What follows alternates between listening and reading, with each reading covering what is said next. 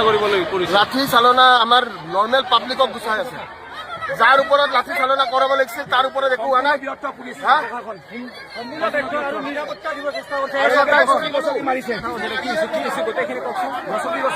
মই আহিছো যে সিদ্ধাৰ্থ শৰ্মা ইয়াতে লুকাই আছে বুলি সকলোৱে জানিছে। সকলো মানুহ আহিছে, মানুহখিনি শান্তিভাৱে আছে।